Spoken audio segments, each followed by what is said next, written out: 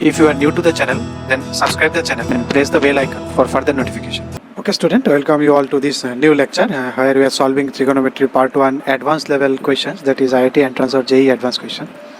Even though it is JEE entrance questions, that is IIT level JEE advanced, I have taken first one or two questions that is from IEEE 2002, that is JEE main.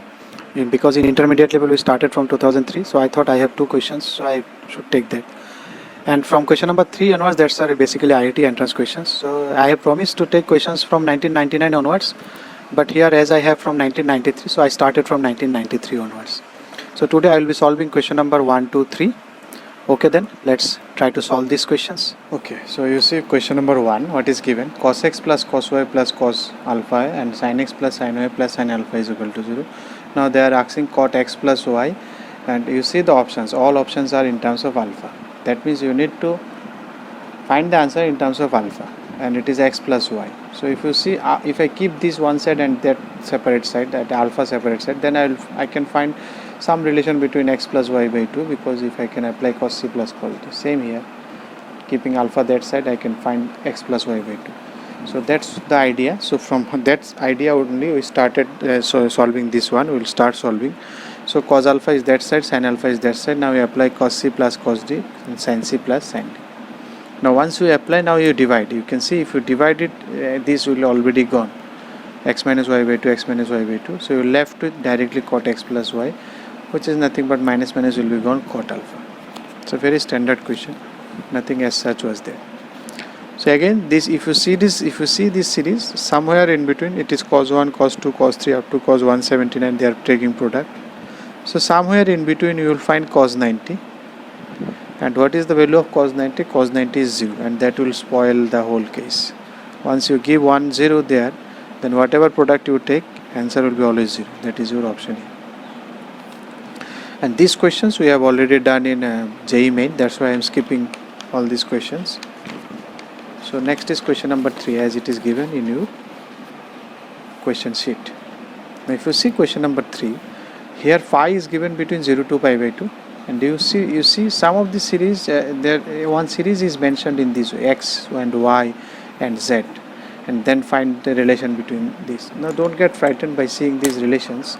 If you expand it little bit, you see the series and you try to expand in the exam, and you see what they actually want to say in this series.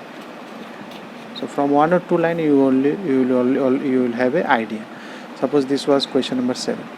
So if you see this one, x, if I expand this series, what will be the first one? It will be, if I put 0, so it is cos 0 phi or whatever 1, or you can write it 1 also, 1 plus, next one will be equal to cos square phi, and then next one will be equal to cos 4 phi. Okay, this is going to infinite. So now you can see this is an infinite GP. This is nothing an infinite GP, and this is your x, and for infinite GP definition your x mod x should be less than 1. Here you know cos phi is always less than 1, because here you can see also it is not even given greater than equal to. Phi is not equal to given, not equal to 0, not equal to 1. So it cannot reach 1, because cos 0 is 1, same as sin 90 is 1. So it is in between these two, means it is less than 1. So for less than 1, if it is an infinite series, then we have a formula for this one. What is the formula for S infinity? You will find it in APGP when we will study that. We will go to that zone little later. So S infinity will be A by 1 minus R. This is A by 1 minus R. What is A? A is the first term. That is 1 minus cos square phi. Because every time you are multiplying with cos square phi, so that becomes your common ratio by which every time you are multiplying. So this is your x. Similarly your y will be, now you can find it now also, y will be also in infinite series, it will be 1 minus sin square phi. Similarly your z will be equal to, you can see it here. Similarly if you expand a little bit, then you find the idea. This is an infinite series of GP, it will like this. It will be infinite series of GP, it will like this. And it will also infinite GP of GP, infinite series, because here it will be, common ratio will be cos square into sin square.